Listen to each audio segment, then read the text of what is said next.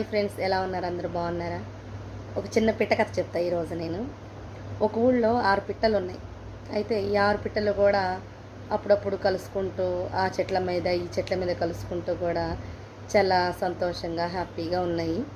అయితే ఏమైనాయి అంటే ఈ 6 పిట్టలు కూడా ఒక కాడ చేరుకొని, ఇగో మన అందరి గూడులు చిన్న చిన్నగా ఉన్నాయి కదా, మనం అందరం కలిసి ఒకటే గూడు పెద్దది ఏర్పాటు చేసుకొని అందరం సంతోషంగా ఉందాం అనేసి ఈ 6 గూడు పిట్టల్లో ఒక పిట్ట చెప్పిందనమాట.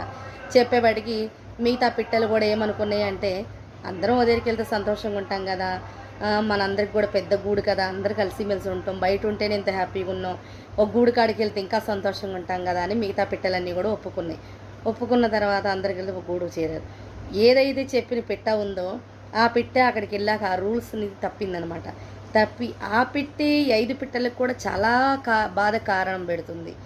బాధ పెడుతుంది, దాన్ని అక్కడ పొడుస్తుంది, ఇక్కడ పొడుస్తుంది, రోజుకో